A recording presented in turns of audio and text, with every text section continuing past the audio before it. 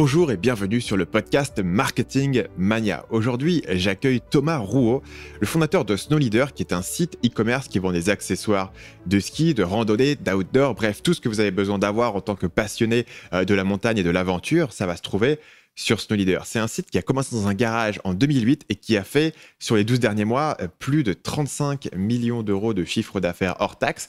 Et d'ailleurs, ils viennent de lever plus de 10 millions d'euros dans une levée de fonds auprès de plusieurs investisseurs. Bref, ça fonctionne bien pour Thomas. Il a compris comment scaler du e-commerce, comment prendre un e-commerce qui, pour beaucoup de gens, c'est quelque chose qui se fait à petite échelle, c'est de l'arbitrage, de la pub Facebook par-ci, du dropshipping par-là, des fournisseurs chinois. Lui, il a compris comment vendre des grandes marques sans faire du discount et monter une énorme marque sur son e-commerce avec un tribalisme de communauté, de gens qui le suivent, avec une fidélisation où les gens reviennent chez lui, avec un avantage compétitif sans avoir à vendre moins cher. Il nous parle de conversion, il nous parle de branding, il nous parle de comment est-ce qu'il peut travailler de manière innovante avec des influenceurs. Un gros e-commerce, quelqu'un de très, très sharp sur ces questions-là, généralisable à tout le marketing. J'ai énormément appris en regardant leur site, notamment en termes de programmes de fidélisation et de comment est-ce qu'ils vont donner envie aux gens de s'investir dans l'aventure SnowLeader en tant que client pour avoir l'impression qu'ils partagent et qu'ils participent à la construction de l'entreprise, ce qui fait qu'ils vont moins aller comparer les prix à droite à gauche, ou ils vont moins aller se dire « tiens, Amazon me livre un peu plus rapidement », mais ils auront envie et réfléchiront même pas d'aller acheter chez SnowLeader. Et là, il y a très peu de sites qui sont capables de dire « les gens viennent directement chez moi, il ne faut même pas une comparaison, il ne faut même pas une recherche Google ». Et Thomas va nous montrer comment est-ce qu'il est arrivé à monter cette puissance de marque. Avant de vous laisser sur ma conversation avec Thomas, j'ai une petite nouveauté à vous annoncer. Ça fait des années qu'on me demande sur Marketing Mania de faire une formation sur l'e-commerce, ce que j'avais jamais fait jusqu'ici parce que tout simplement, je ne pensais pas avoir suffisamment d'expertise personnelle pour vous faire une formation sur ce sujet précis. J'avais de l'expertise dans la création de contenu, dans le copywriting, mais l'e-commerce, ce n'était pas ce que j'avais fait le plus. Récemment, avec mon équipe, on s'est associé à certains gros e-commerçants dont Thomas ne fait pas partie. Du coup, j'étais intéressé d'avoir ses conseils dans cet épisode, mais d'autres gros e-commerçants, des gens qui ont vraiment monté des marques intéressantes, qui ont vraiment des taux de conversion intéressants, qui ont vraiment une fidélisation, qui ont vraiment quelque chose en termes de marque, en termes de copywriting. Et on a fait une formation spéciale copywriting e-commerce avec des experts du sujet. Et ça sort très bientôt avec un tas de conseils gratuits qui vont venir en avant sur 7 jours de conseils gratuits pour les gens qui s'intéressent à l'e-commerce, qui s'intéressent au copywriting, qui veulent comprendre comment toutes ces techniques de copywriting dont on parle, et j'en fais aussi partie, souvent dans le domaine de la vente de formation, même de la vente de services, comment est-ce que ça s'applique à un produit physique? On s'est penché dessus avec des experts. On a fait une formation en profondeur sur le sujet. Il y a du contenu gratuit, comme toujours. Il y aura du contenu payant, comme toujours. Si ça vous intéresse, ça commence dans les prochains jours et vous pouvez vous inscrire dès maintenant sur marketingmania.fr/ecom. Donc, E-C-O-M. Pour faire court, c'est marketingmania.fr/ecom pour vous préinscrire sur la liste d'attente de la formation Copywriting e-commerce et recevoir les conseils gratuits sur comment appliquer tous ces conseils de copywriting que vous entendez en long, en large et en travers sur votre site e-commerce. Sans plus de transition, je vous laisse écouter ma conversation avec Thomas Rouault. Moi, j'ai un grand intérêt actuel, une grande réflexion. C'est comme je te disais juste avant qu'on enregistre, il y a beaucoup de gens qui viennent me voir aujourd'hui, qui sont des gens qui se sont lancés il y a quelques années dans le dropshipping, qui n'ont pas leurs propres produits, ou des gens qui se sont lancés sur Amazon FBA, qui voient la compétition qui monte, l'arrivée de certains fournisseurs chinois sur le marché. Et de plus en plus de gens se réveillent au fait que l'e-commerce, c'est pas juste prendre un produit en Chine et le vendre un peu plus cher en France. Il y a aussi toute une réflexion autour en termes de marque, en termes de branding. Et le premier point qui m'intéressait de discuter avec toi, c'est simplement en fait le slogan de la boîte qui est sur le site et qui était sur le site, j'ai l'impression quand il a été lancé, qui est encore aujourd'hui, c'est The Reblochon Company. Est-ce qu'on peut parler un petit peu de ça et de pourquoi est-ce qu'un site qui ne vend pas à l'origine du fromage, tu vois, quelle est la réflexion derrière, et parle-moi un petit peu de comment c'est apparu et de quel rôle ça joue encore aujourd'hui, 12 ans plus tard. Alors l'idée du reblochon, elle est vraiment concomitante à l'idée du lancement du site en 2008. En fait, on a fait le choix dès le départ de commercialiser des grandes marques. On n'a pas fait le choix de lancer notre propre marque comme d'autres DNVB. Et on cherchait un moyen de se différencier et de montrer un peu nos origines et de se différencier par le conseil. Et du coup, en étant basé au départ, on était au Grand Bornand, c'est une petite station qui est juste au-dessus d'Annecy, qui est la capitale du reblochon. Et donc, on s'est dit, le meilleur moyen de communiquer sur le fait qu'on est installé à proximité de notre territoire de pratique, c'est de le claimer et de dire, bah voilà, on est The Reblochon Company.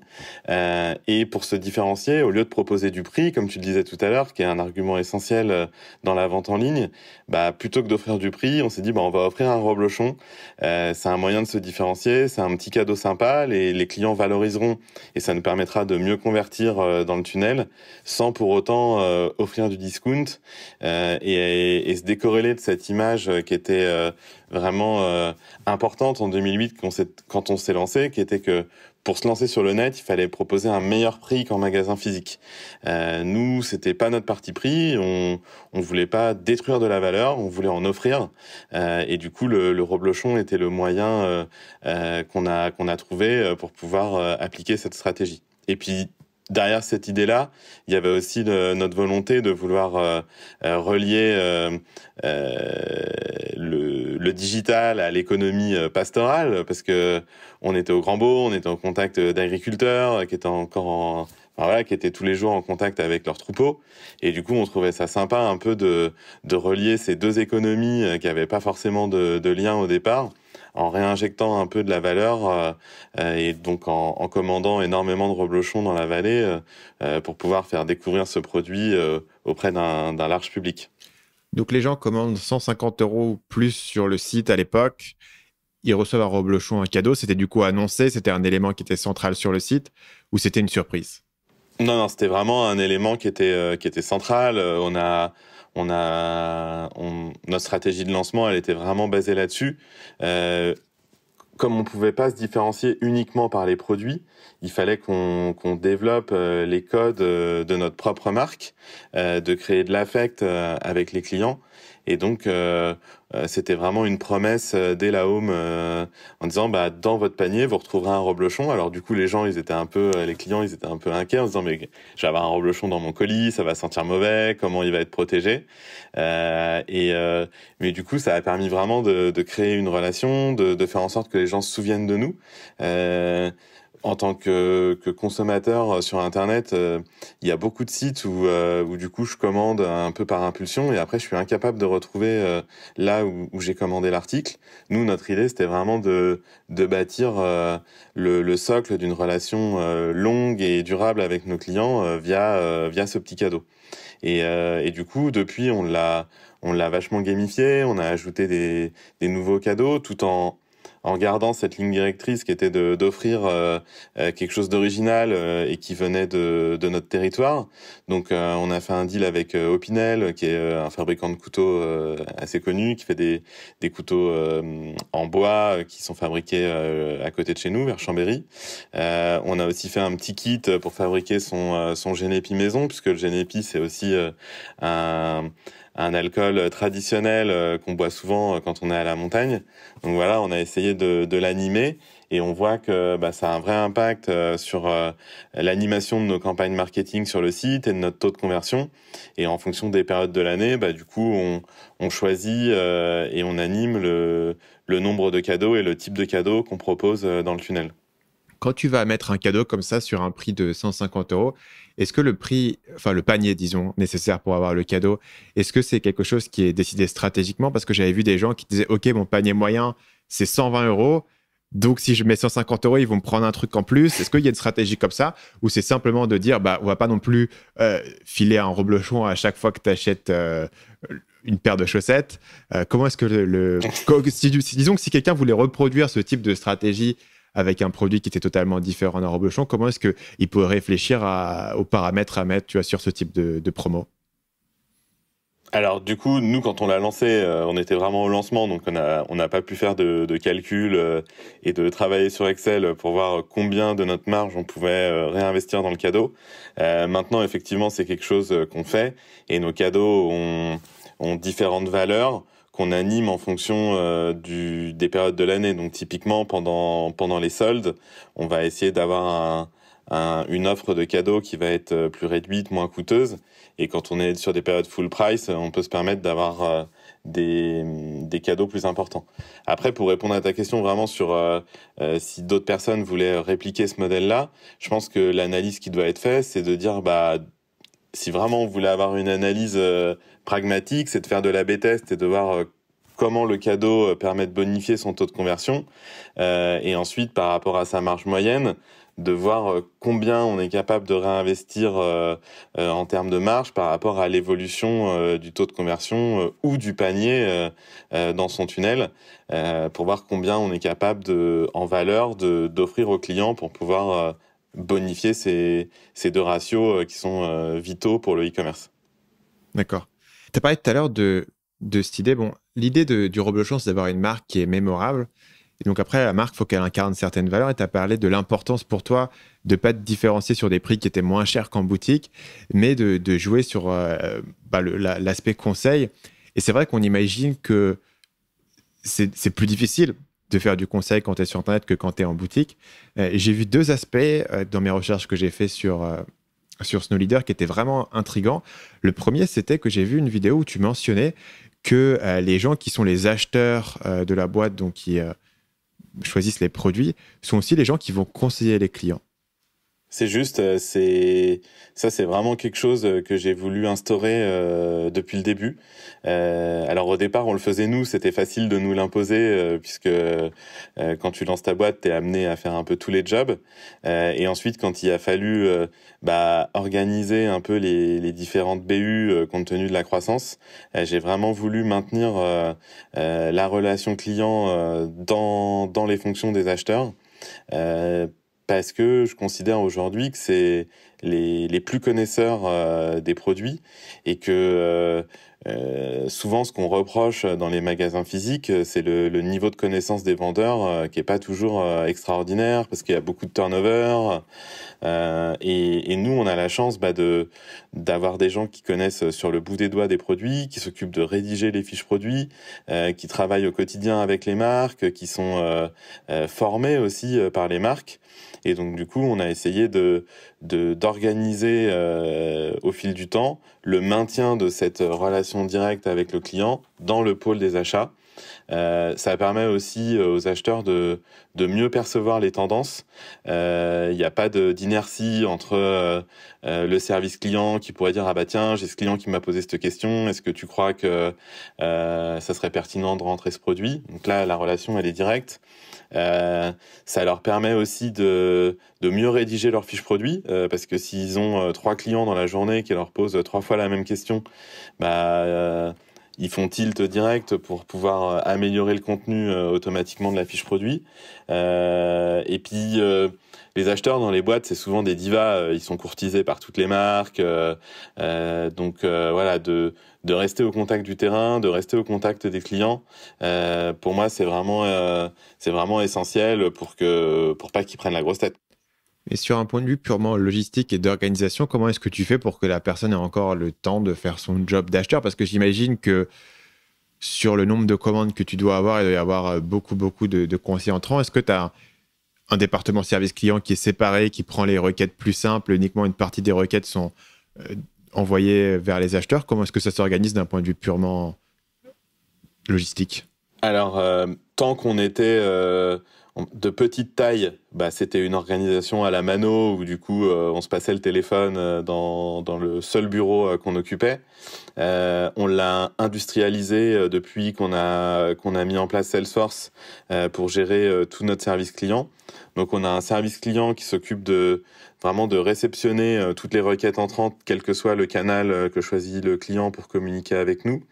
Les requêtes sont qualifiées et ensuite elles sont dirigées vers l'acheteur ou le pôle d'acheteur qui s'occupe de la telle typologie de produit ou de telle marque.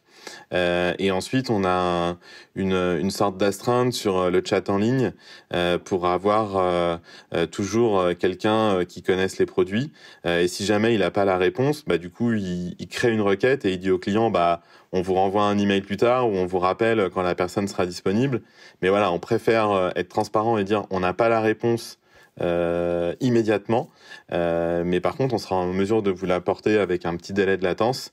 Laissez-nous juste le temps pour pouvoir vous renseigner. Et du coup, dans nos magasins, pour justement pas reproduire le même modèle que moi j'avais constaté, on a la même démarche où les vendeurs ils sont tous équipés d'une tablette et d'un smartphone. Et si jamais ils ont une demande d'un client à laquelle ils sont pas en mesure de répondre, ou ils sentent que le client il est trop technique et qu'il a besoin vraiment d'informations plus poussées, du coup ils appellent directement la personne qui est responsable de cette marque ou de ce produit. Si elle est dispo, elle prend le client en direct, ou sinon ils peuvent aussi directement créer une requête dans Salesforce, et ensuite la personne, quand elle est disponible, elle va traiter la requête et répondre directement au client. Donc c'est vraiment Salesforce qui nous a permis de maintenir ce même niveau de qualité de service qui était un peu artisanal au début et qui aujourd'hui, compte tenu du nombre de requêtes et du nombre de langues dans lesquelles on adresse nos différents clients, a besoin d'être vraiment organisé et industrialisé. Et du coup, j'imagine que c'est une grande contrainte, ou en tout cas un grand axe d'organisation de l'ensemble de la structure et de l'ensemble des équipes, qui est de pouvoir apporter ce niveau de conseil. Parce que j'imagine que ça ne se fait pas par hasard, mais que c'est identifié aussi comme étant peut-être un des avantages compétitifs clés de l'entreprise. Et tu te dis, quoi qu'on fasse, il faut que je construise mon système, il faut que j'évolue pour préserver ça, parce que je peux facilement imaginer comment ça aurait pu être perdu quand tu passes rien qu'à 15-20 personnes. Aujourd'hui, vous êtes 60, 80 ? On est 115 au total aujourd'hui avec les boutiques. 115, mes informations datent. Ok. Et en fait, comment je peux te dire ça ? On est contraint en fait de maintenir cette qualité de service. Déjà parce qu'on vend du matériel qui est technique. Il n'y a pas beaucoup de sites qui vendent du matériel où si tu l'utilises mal, tu te tues. C'est quand même une notion qu'il faut avoir en tête. On vend pas des chaussettes ou des slips, pas que en tout cas. Et ensuite, on est aussi dans un contexte de concurrence qui est extrêmement fort, avec des acteurs généralistes qui sont capables d'offrir des niveaux de rapidité de livraison que à notre petite échelle, nous, on n'est pas en mesure d'offrir. Je prends l'exemple d'Amazon qui, pour une commande passée le dimanche soir avant 20h, te livre le lundi à 9h. Enfin, nous, on gère notre logistique en interne, donc je me rends compte quand même de tout ce que ça nécessite en back-office pour pouvoir offrir ça. Nous, compte tenu de notre taille, aujourd'hui, on n'est pas en mesure d'offrir cette qualité de service, pas encore en tout cas. Et donc, on est obligé de se différencier par d'autres arguments. Et aujourd'hui, si tu veux acheter sur Amazon du matériel d'escalade, avant que tu aies quelqu'un en ligne qui puisse te répondre et te dire c'est ce produit-là qu'il vous faut parce que, compte tenu de votre pratique, on vous conseille de prendre ce produit-là, c'est pas possible pour eux. Le catalogue, il est tellement large.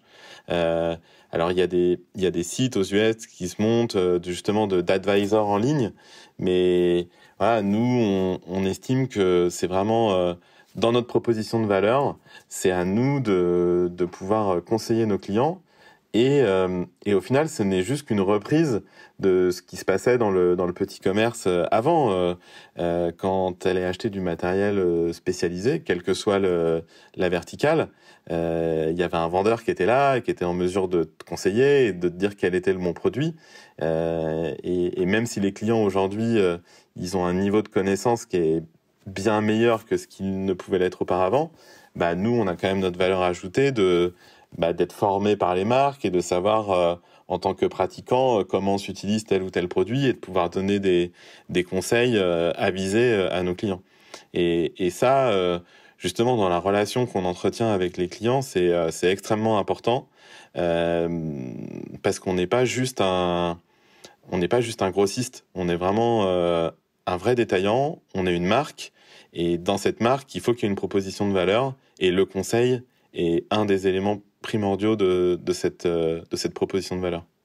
Donc à ce sujet-là, je trouvais le concept des boutiques intéressant. Ce que j'ai lu, c'est que dans la boutique, il y a environ 5 à 6% du catalogue produit qui est disponible et que essentiellement, j'ai l'impression que c'est presque plus d'avoir un lieu pour les gens, de pouvoir se rencontrer, de pouvoir discuter, de pouvoir avoir une présence physique, plus que de dire on va nécessairement vendre l'ensemble des produits dans la boutique. Je ne sais pas si mon analyse est correcte, mais c'est l'impression que j'en avais en me disant, bah tiens, tu peux pas tout avoir. Effectivement, tu perds ce catalogue énorme que tu peux avoir sur Internet, mais tu gagnes quelque chose qui est... Ton analyse, elle est correcte, mais au final, encore une fois, c'est pas une invention. Les magasins, ils ont toujours été des lieux de rencontre et d'échange. C'est juste que nous, on a essayé comment je peux dire ça?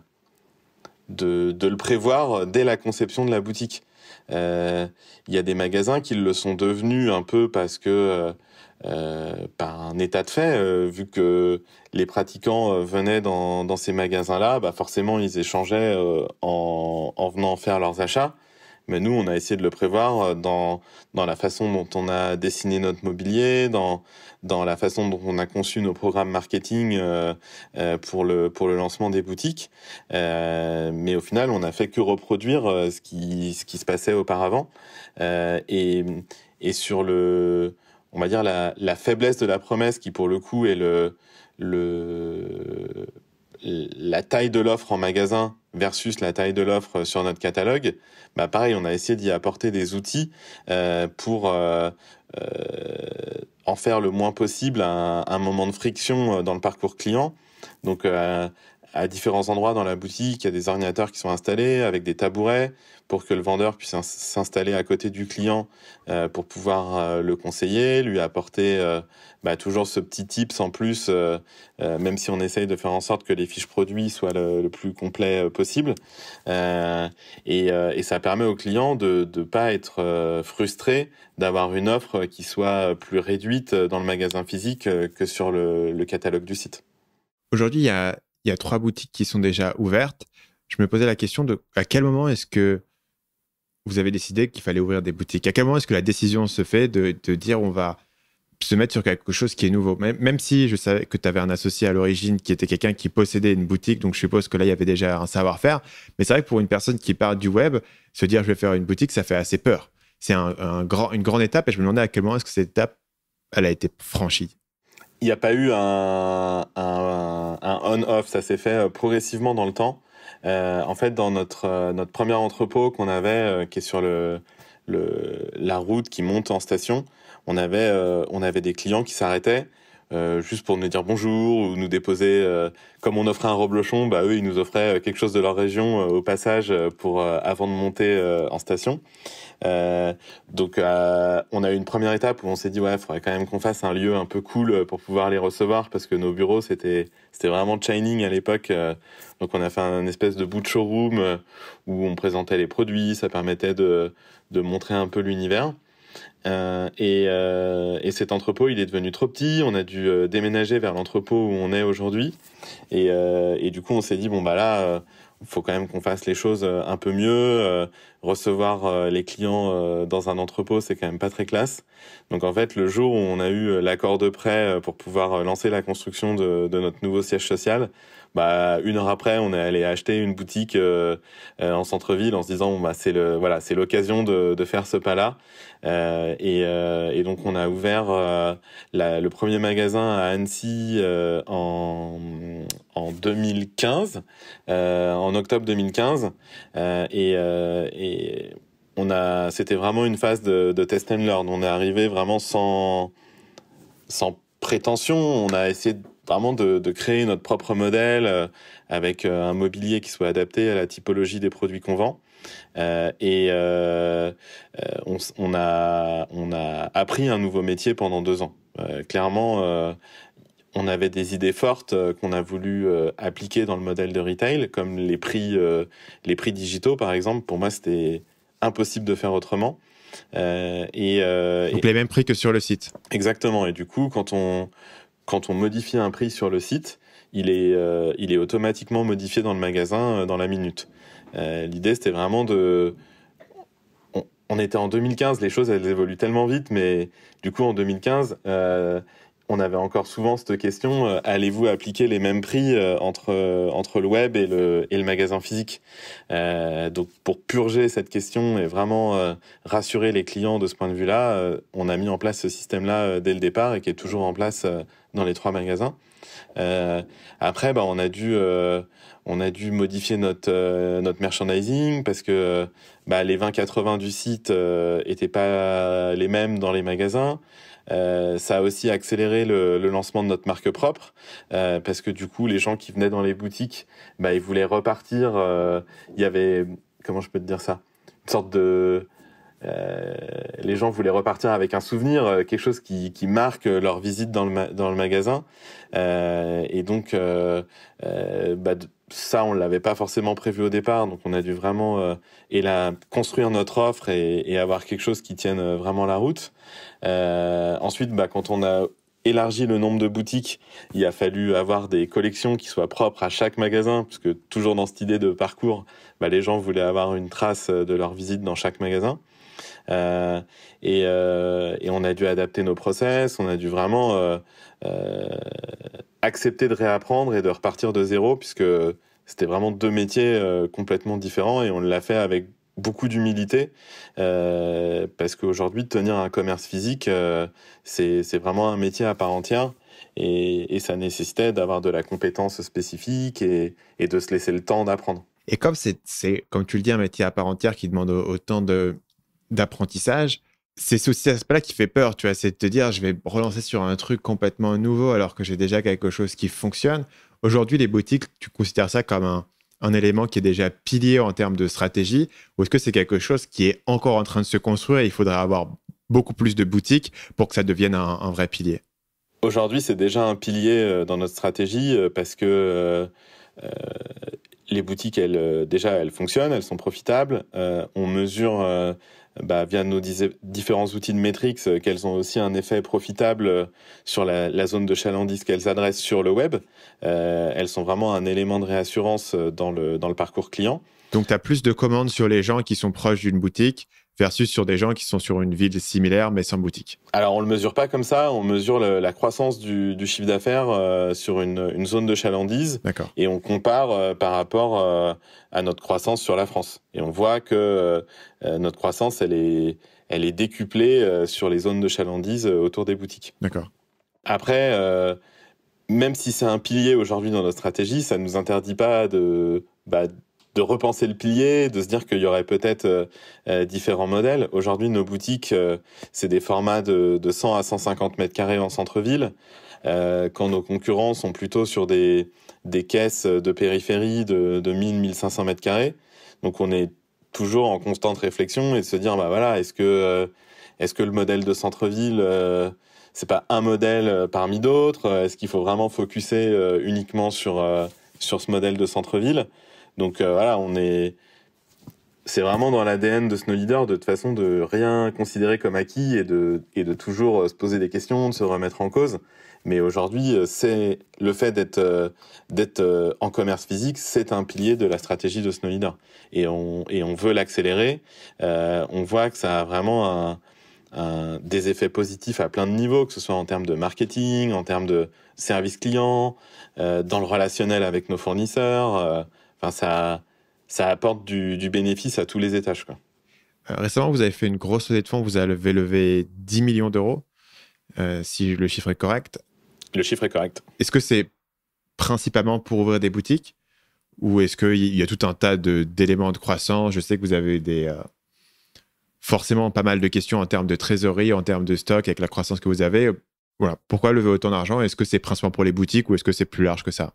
C'est plus large que ça. Les boutiques, c'est un des axes de notre croissance qui consomme beaucoup de cash du fait de notre volonté d'être implanté en centre-ville sur des emplacements imbis. Donc, ça coûte assez cher. Et si aujourd'hui, on doit avoir une analyse héroïste sur nos investissements,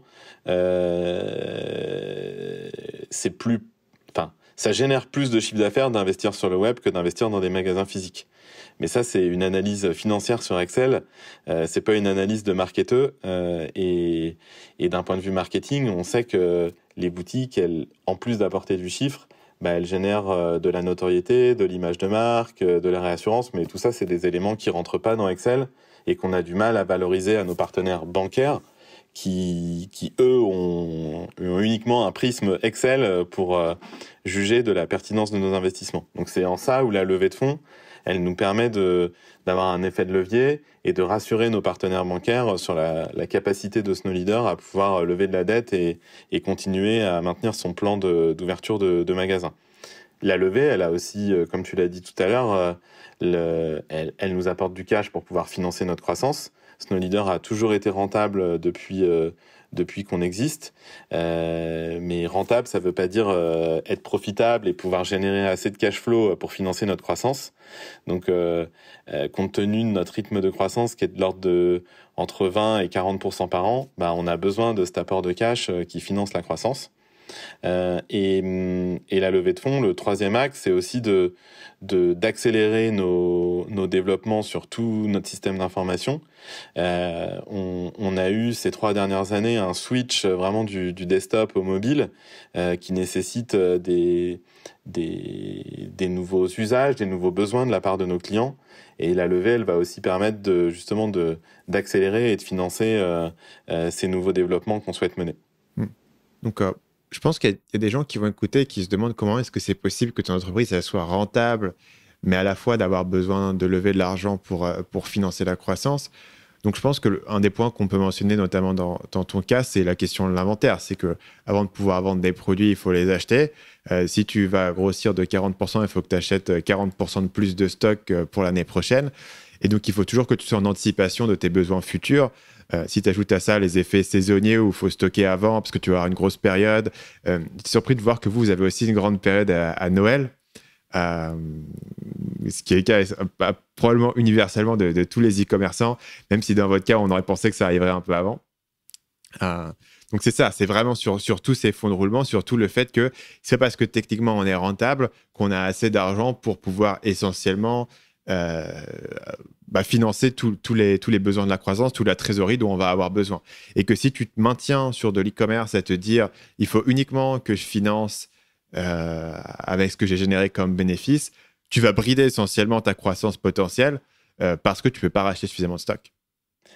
Ça a été mon apprentissage. Tu viens de résumer mon apprentissage de la finance au début de Snow Leader. Moi, j'ai un profil plus marketing au départ, et c'est vrai que tout ce qui était cours de finance, j'ai pas suivi avec assiduité ces cours-là, j'aurais dû. Et en fait, quand on a grossi au départ sur la phase 2008-2011, je comprenais pas. En fait, on était toujours short en trésor, alors qu'on était profitable et qu'on faisait des croissances vraiment qui étaient importantes. On est passé de 0 à 2 millions en 2 ans. Donc, vu de mon point de vue de marketeur, tout allait bien. Et puis à chaque fois que je voyais le comptable, il me disait non mais là vous avez plus de cash, c'est la cata. Bon. Et donc j'ai appris en accéléré ce qu'était le BFR. Et donc effectivement, même si on était rentable, on brûlait pas du cash du fait de nos pertes. Mais notre croissance nécessitait qu'on ait une réserve de cash plus importante pour pouvoir financer nos achats, pour pouvoir aussi financer ce dont on avait besoin pour pouvoir réaliser cette croissance. Le stock est un élément, mais les mètres carrés pour pouvoir stocker en sont un autre, le personnel. Un exemple, un acheteur qui rédige une fiche produit, il faut pouvoir le payer en amont avant que le produit génère de la valeur et de la marge pour pouvoir le payer. Les racks, enfin, je te passe tous les détails. Tout ce qu'il faut aussi d'un point de vue IT pour pouvoir expédier, stocker, gérer, donc ERP, WMS et compagnie. Et donc c'est pour ça qu'on a été obligé de réaliser des levées de fonds pour pouvoir financer ce développement, puisque dans la logique bancaire, les banques, elles ne prêtent, elles peuvent avoir des tolérances, mais en tout cas, elles ne prêtent qu'à la hauteur des fonds propres de l'entreprise. Et nous, au départ, avec mon associé, on l'a monté avec nos 2 livrets jeunes, donc on avait 12 000 euros de capital au départ, ce qui, pour une boîte qui fait 35 millions d'euros aujourd'hui, était quand même un peu ric-rac en termes de fonds propres.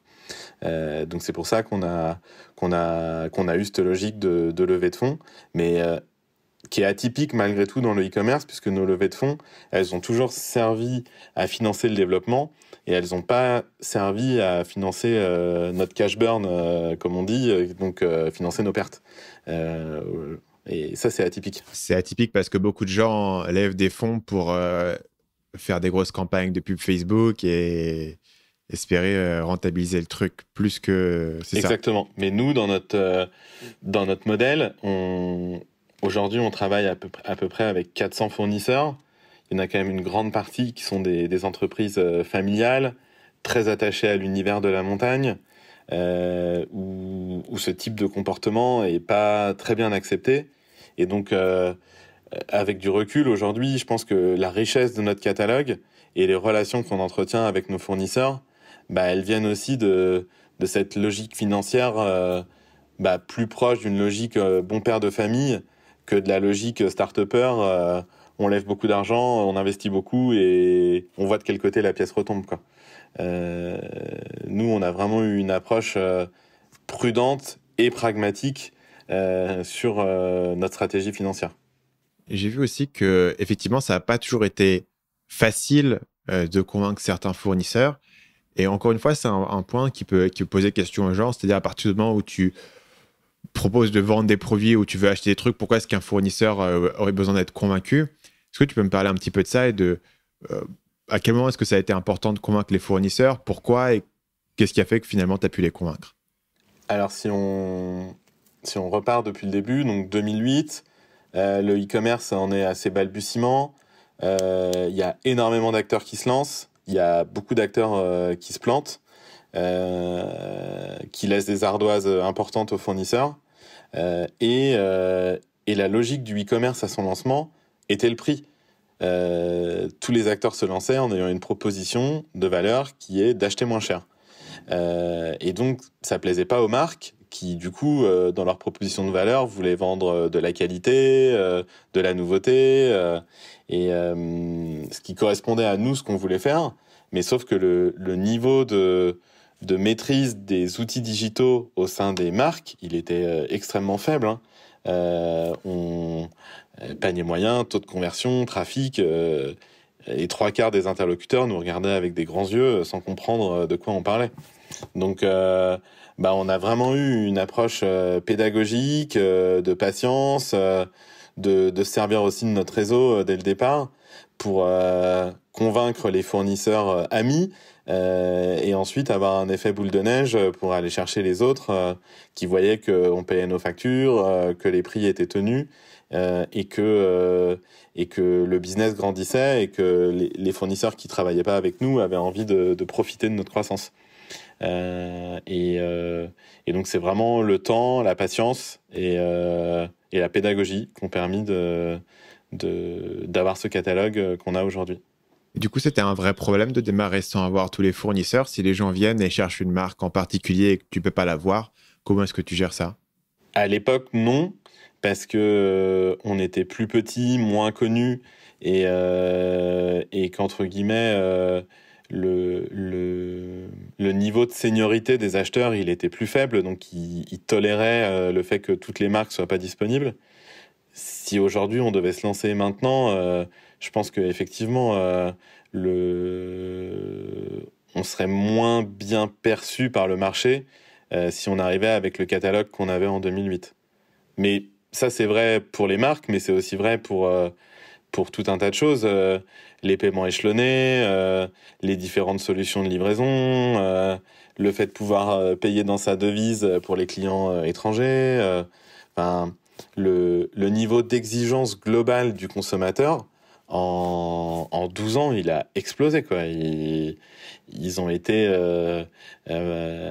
biberonnés par la qualité de service d'Amazon sur tous ces aspects. Et du coup, ils tolèrent plus rien maintenant. Donc, il faut vraiment être irréprochable sur l'ensemble des éléments de la proposition de valeur. Et du coup, comme tu avais un associé qui était à l'origine, qui était propriétaire d'une boutique, je me suis demandé s'il n'y avait pas un moyen de contourner un peu le problème, puisque lui, j'imagine qu'il devait déjà avoir des fournisseurs qui fonctionnaient. Est-ce que tu ne veux pas utiliser le stock de la boutique pour expédier à tes clients, ou est-ce que c'est un truc qui ne se fait pas, ou est-ce que c'est un truc qui a été fait mais ça ne suffisait pas?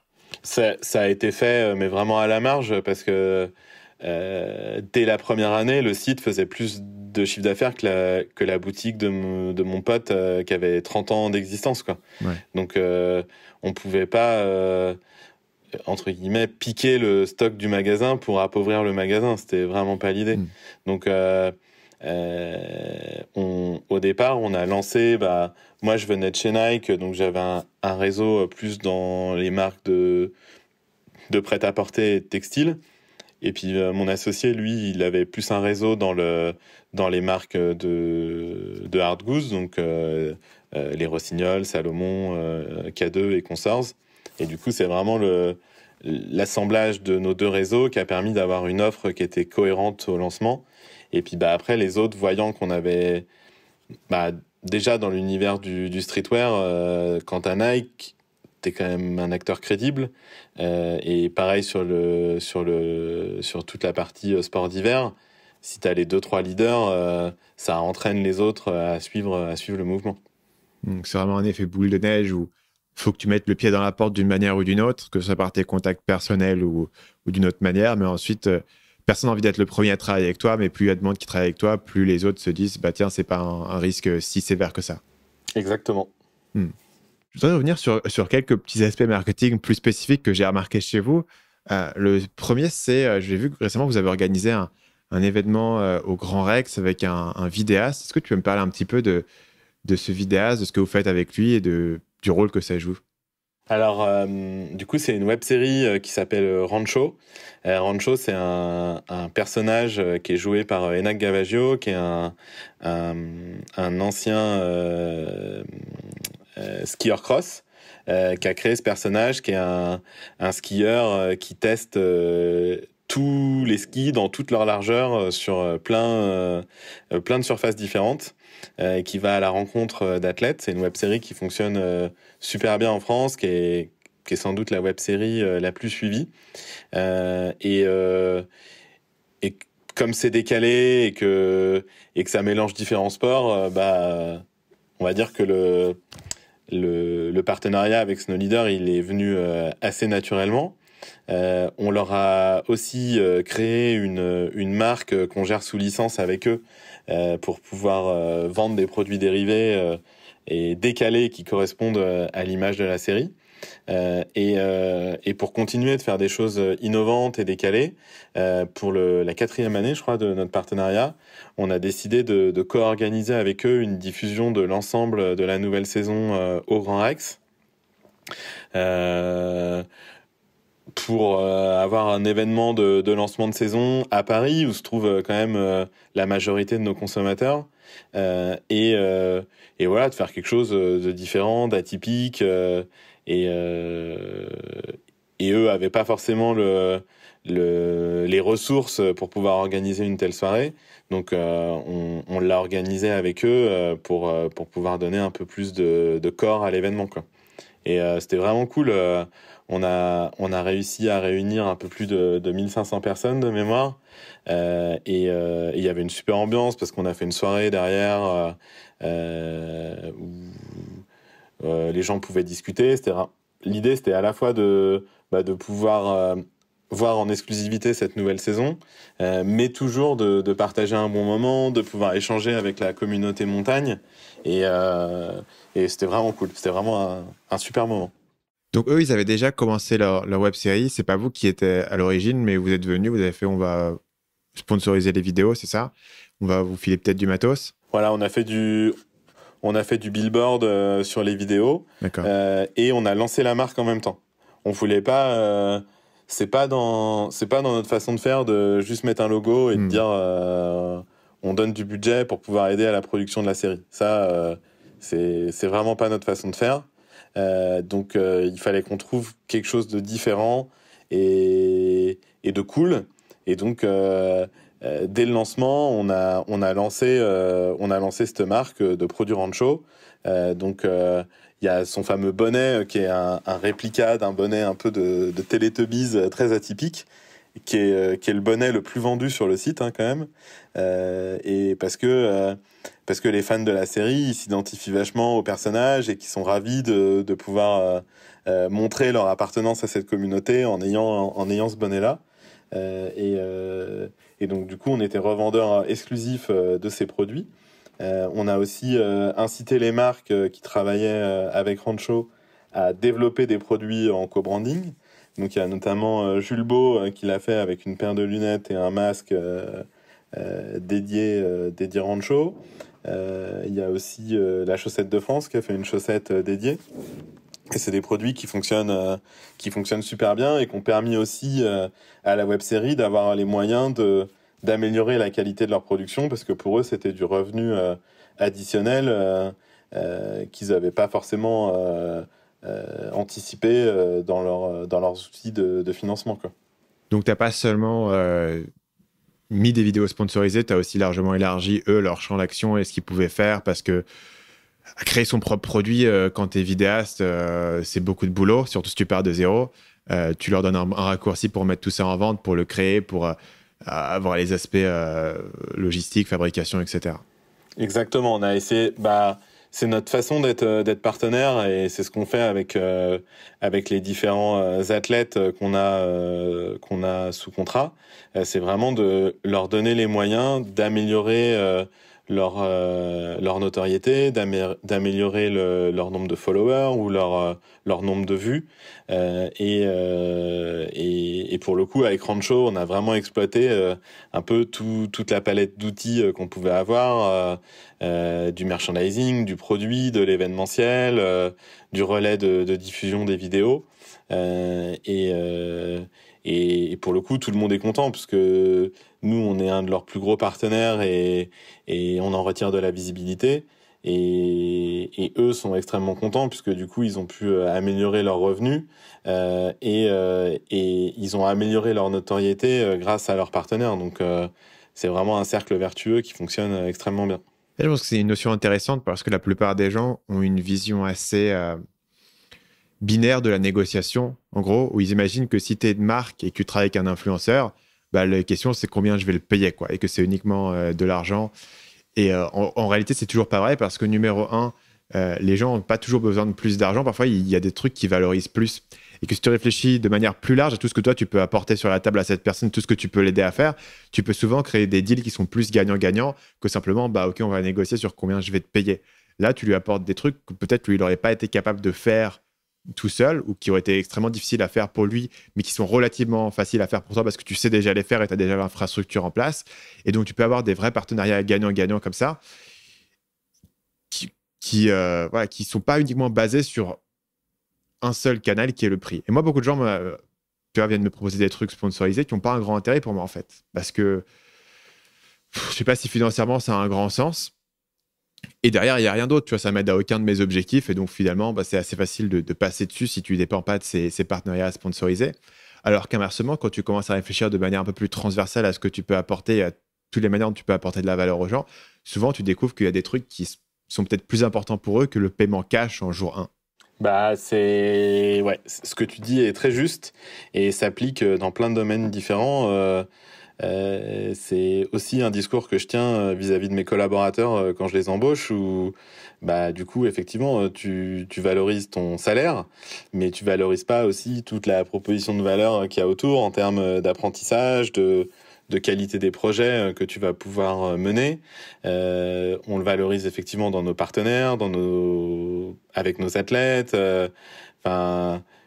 C'est vraiment quelque chose qu'on essaye d'avoir en tête en permanence, parce que le cash, ça fait pas tout, et il faut voir aussi tout ce qu'on peut apporter autour, et c'est souvent plus durable que le cash. Ouais. Un autre élément purement marketing et vraiment spécifique que j'ai remarqué sur votre site, mais qui m'a vraiment énormément intrigué, je voulais absolument en discuter avec toi, c'était le Mountain Club.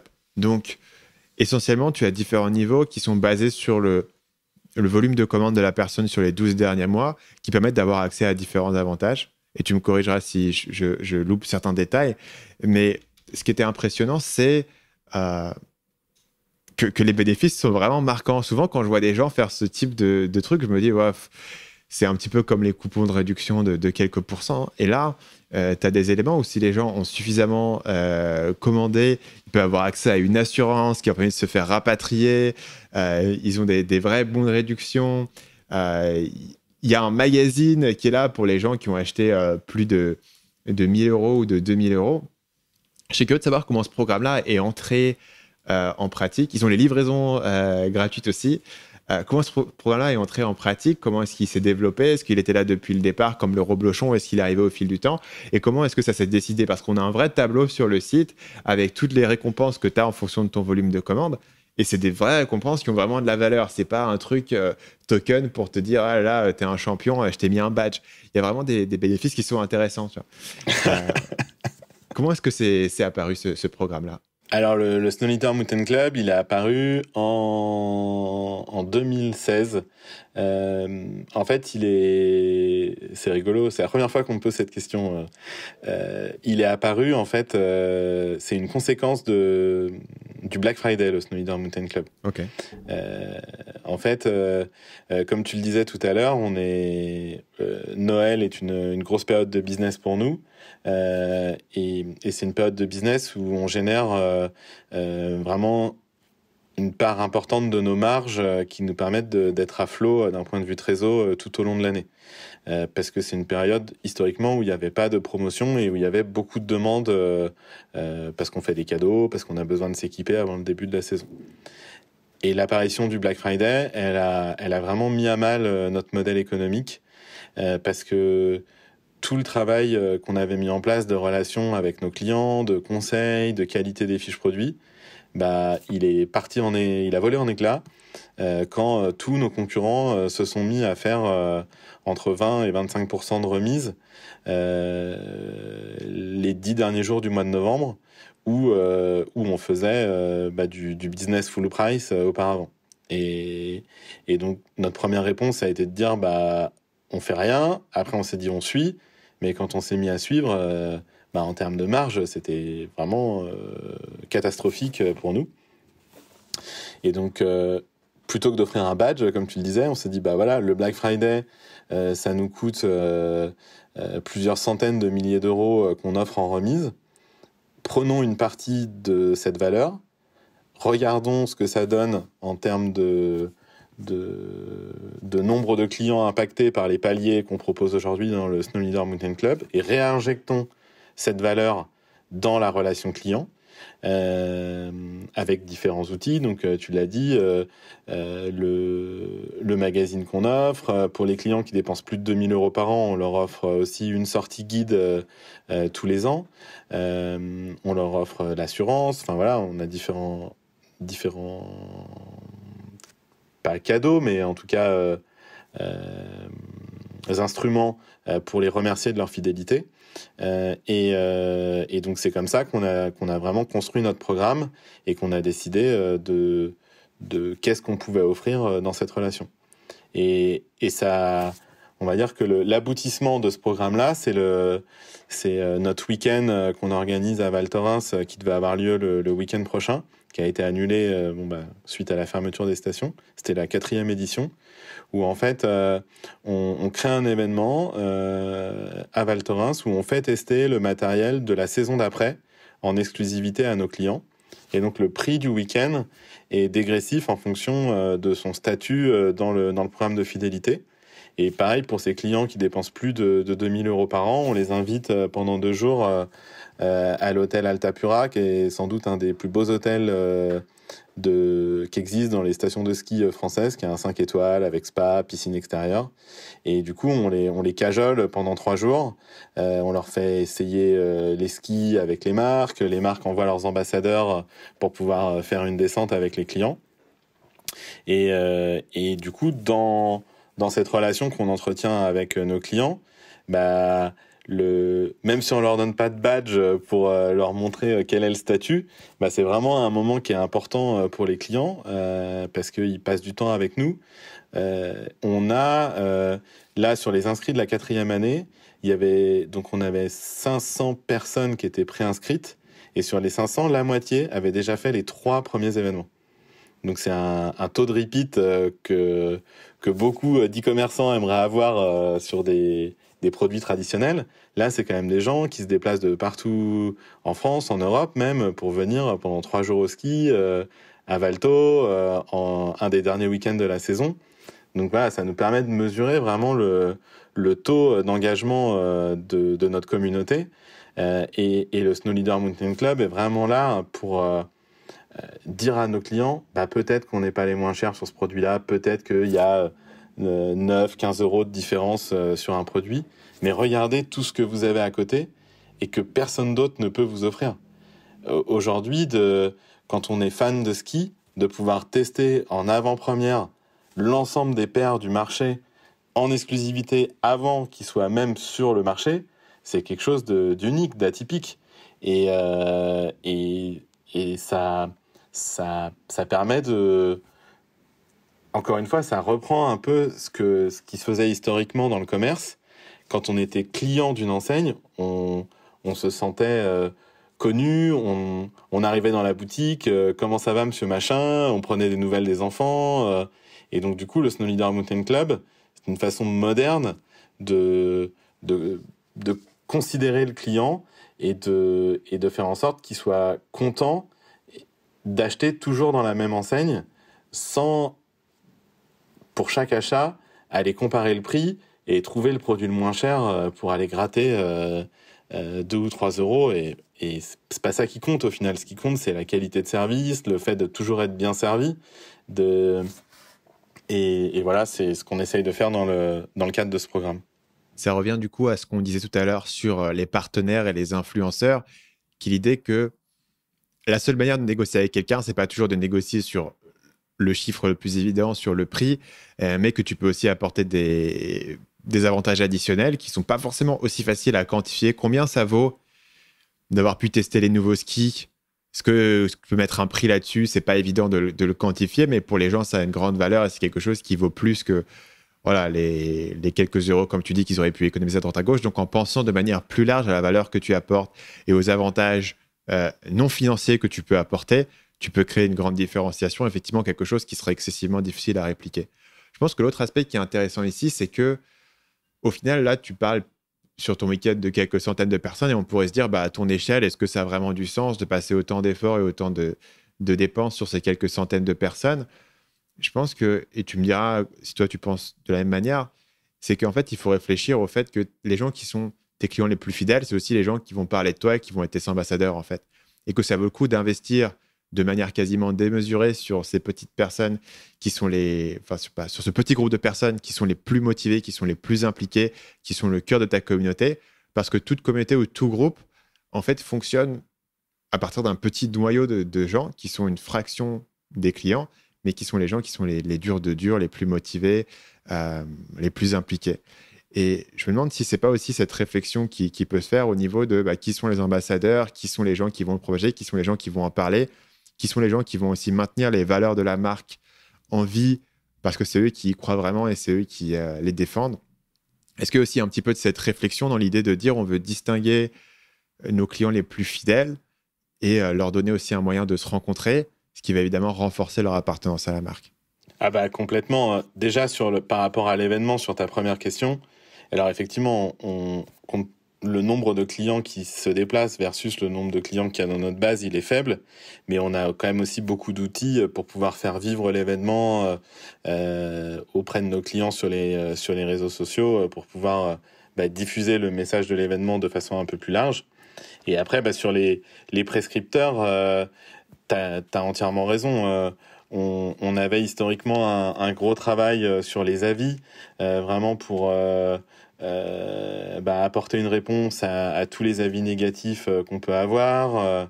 Et cet événement, il va dans le même sens, à vraiment essayer d'avoir une relation extrêmement forte et de faire de nos clients des prescripteurs de la marque pour montrer à leur communauté que Snow Leader est un acteur différent des autres acteurs sur le marché.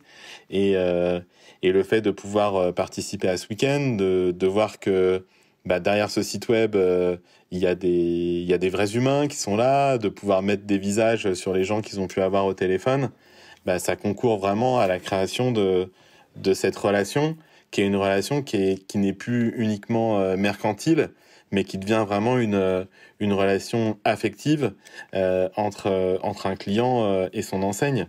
Et ce que tu disais tout à l'heure sur les influenceurs ou les différents partenaires qui gravitent autour d'un e-commerce, elle s'applique aussi aux clients finaux. Quand tu entretiens de bonnes relations avec, je sais pas, ton référenceur, une agence, un UX, peu importe, tu vas pas tout le temps challenger le prix et si tu sais qu'il comprend ton problème et voilà, t'as un deal qui est en place avec telle personne et tu respectes le deal et tu continues de travailler avec lui parce que tu sais que ça t'apporte de la valeur de toujours travailler avec la même personne. Et nous, on essaye de dupliquer ce modèle-là avec nos clients. Quand tu es satisfait d'une enseigne et que tu as toujours le bon produit, si tu as un problème de SAV, c'est réglé rapidement, tu vas pas essayer d'aller gratter pour trouver un produit qui va être 5 ou 10% moins cher. Si tu es satisfait du service et que tu te fais pas voler sur le prix, du coup, tu continues de tout le temps faire tes achats au même endroit. Et donc, c'est un peu plus compliqué de le faire en B2C qu'en B2B. Mais en tout cas, nous, on pense que dans notre modèle économique, c'est vraiment un enjeu majeur d'arriver à maintenir ce lien-là, puisque si on devient trop généreux en termes de remise, notre modèle économique il s'effondre et on n'est plus en mesure d'offrir la même qualité de service. Donc, plutôt que d'offrir de la remise, on préfère offrir de la valeur aux clients et on sait que ça peut pas répondre à l'aspiration de 100% du marché, mais ça répond à une frange du marché qui est intéressée de tout le temps acheter chez nous, et ce qui permet d'augmenter notre repeat.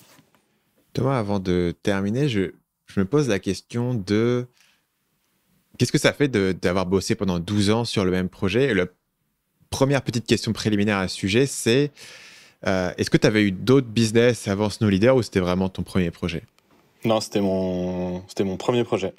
Qu'est-ce que ça fait du coup d'avoir travaillé pendant 12 ans sur ce projet?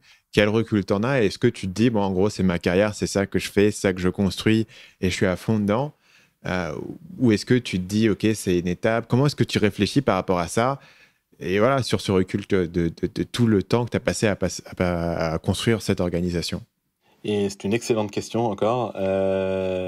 C'est une question que je me pose, que je me posais pas du tout et que je commence à me poser maintenant, parce qu'effectivement, ça fait 12 ans et que quand je discute avec mes potes qui changent de boîte, qui changent de boulot, du coup, je me dis, ça serait peut-être cool de changer, de faire autre chose.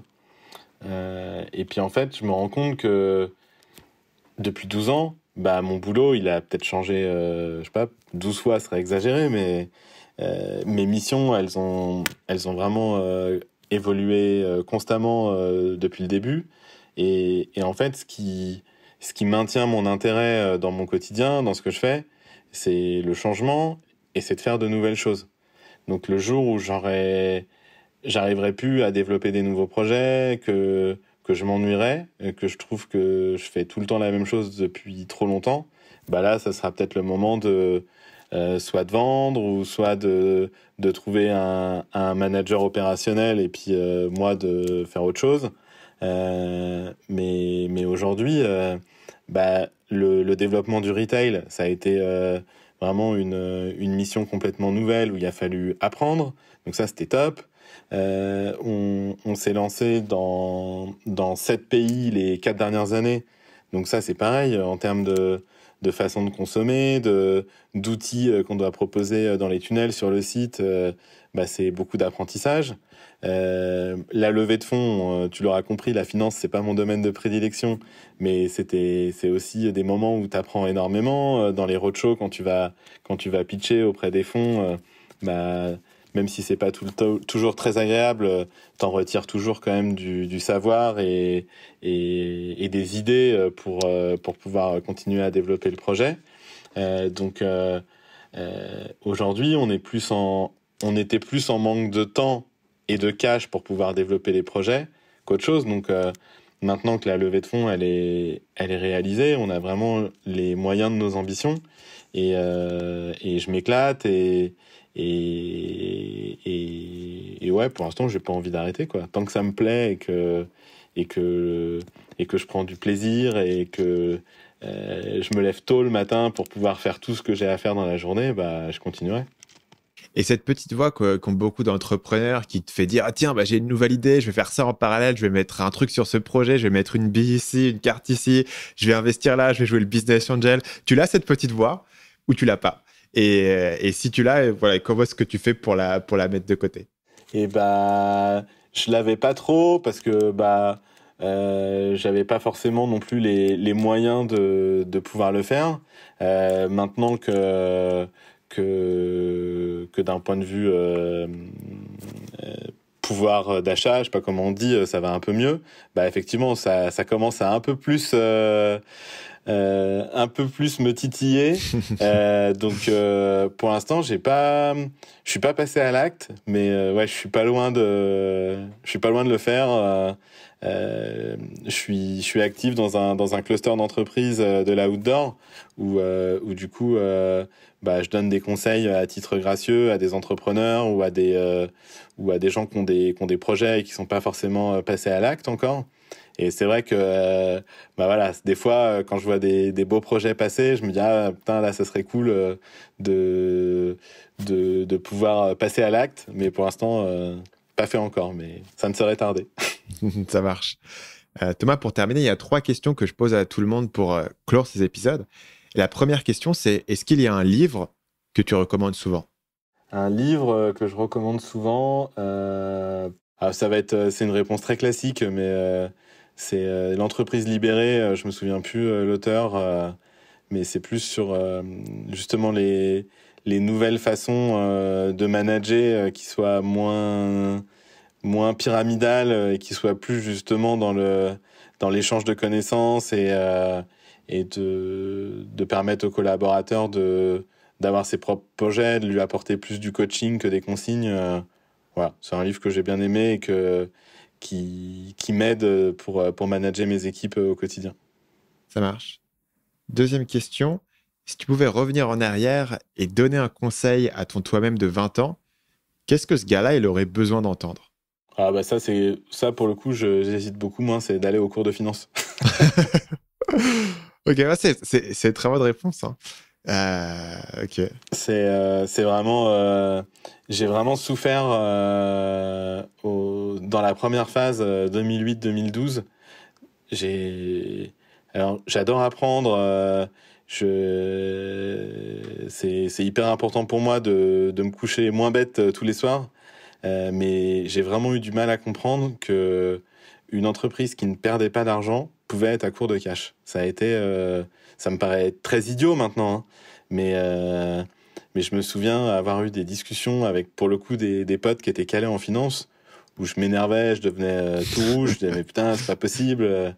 Et ça, ouais, j'aurais eu besoin peut-être d'avoir un entrepreneur qui vienne me parler à l'école plutôt que de profs qui avaient des profils financiers, mais qui expliquait ça dans la théorie et qui savait pas du tout lui donner une application pratique, quoi. Ouais. Et c'est clair que si j'avais eu ça en tête, j'aurais gagné beaucoup de temps à l'époque. Troisième et dernière question. Est-ce que tu as un proverbe ou une citation qui te vient souvent à l'esprit? Ouais, ça va être un peu con aussi, mais c'est la peur n'évite pas le danger. Ok. Et qu'est-ce que tu en tires de ça? Qu'est-ce que j'en tire de ça? Ou dans quelle situation est-ce que cette phrase te vient le plus en tête, par exemple? Quand t'es chef d'entreprise, t'es amené quand même à souvent prendre des décisions, tout le temps. C'est fatigant des fois de toujours devoir décider, de trancher. T'es constamment sollicité pour prendre des décisions. Et en fait, c'est comme quand t'es en montagne. La peur, c'est pas un sentiment qui te fait faire les bons choix. Il faut toujours essayer d'être en maîtrise, de considérer le danger, de dire bah voilà, là, je suis dans une pente. Il vaut mieux que je passe par là parce que je vais moins m'exposer. Et en fait, dans le business, c'est pareil. Il faut essayer de se faire un panorama des risques et de prendre sa décision, mais il faut pas avoir peur. Il faut savoir prendre des risques mesurés, et ensuite porter sa décision et aller au bout de ses choix. Et puis comme en montagne, quand tu le sens pas, faut pas y aller. Faut trouver un échappatoire, il faut trouver une autre solution, mais il faut pas s'obstiner dans une voie ou dans une pente que tu sens pas parce que c'est trop dangereux pour ta vie, quoi. Et dans le business, c'est pareil. Quand tu sens pas une décision ou quand tu hésites, il faut reprendre le temps de réfléchir, d'écrire, d'essayer de poser les différents problèmes qui pourraient arriver et de pouvoir ensuite prendre une décision sans avoir peur. C'est parfait pour terminer. Sur ce, merci Thomas d'être venu discuter, d'avoir partagé tout ce que tu nous as donné aujourd'hui. Merci beaucoup. Merci d'avoir été avec moi jusqu'à la fin de cet épisode. Si vous avez aimé les idées de Thomas sur le branding, l'importance de se différencier, l'importance d'avoir un fort taux de conversion, l'importance d'avoir une proposition de valeur qui est unique, l'importance de créer un avantage compétitif sans avoir besoin de vendre moins cher, l'importance d'être la destination numéro 1 vers laquelle les gens vont quand ils pensent à votre domaine, j'ai peut-être quelque chose qui va vous intéresser. Ça fait plusieurs mois que je travaille avec des experts de l'e-commerce, pas des gens qui sont des formateurs habituels de l'e-commerce, mais des gens qui sont sur le terrain de l'e-commerce et qui bossent dessus tous les jours. Et je leur ai demandé leurs conseils en copywriting, ce qui m'a permis de créer une nouvelle formation en profondeur sur le copywriting avec ces experts, avec des masterclass, pour comprendre comment est-ce que tous ces concepts de copywriting, de conversion, de branding dont vous entendez tout le temps parler, et c'est vrai, tout le temps parler, souvent sous l'angle de vendre des formations, souvent sous l'angle de vendre des produits et de services. Comment est-ce que tout ça, ça s'applique très concrètement sur un site e-commerce? Comment est-ce que ça s'applique sur votre fiche produit, sur votre description, sur vos bullet points, sur vos images, sur vos emails? Comment est-ce que vous pouvez faire des lancements de produits? Quasiment la même chose qu'on fait en formation et qui fonctionne très bien, mais en e-commerce. Et vous allez voir que ça fonctionne quasiment aussi bien en e-commerce que dans la vente de formation. Et pourtant, la plupart des e-commerçants ne utilisent absolument pas ce type de tactique. Tout ça, ça sera dans une formation en profondeur sur le copywriting en e-commerce qui a une version gratuite et une version payante. Pour recevoir la version gratuite, sans engagement absolument aucun, ça commence dans les prochains jours et ça se trouve à l'adresse marketingmania.fr/ecom, c'est marketingmania.fr/ecom. Si vous êtes vous-même e-commerçant, je serais très content de vous retrouver à l'intérieur et de vous parler de conseils extrêmement spécifiques par rapport à l'e-commerce. Sinon, ça vous intéressera probablement pas, donc je m'adresse uniquement aux e-commerçants. Pour tout le monde, je vous retrouve la semaine prochaine, comme toujours, dans le prochain épisode du podcast Marketing Mania.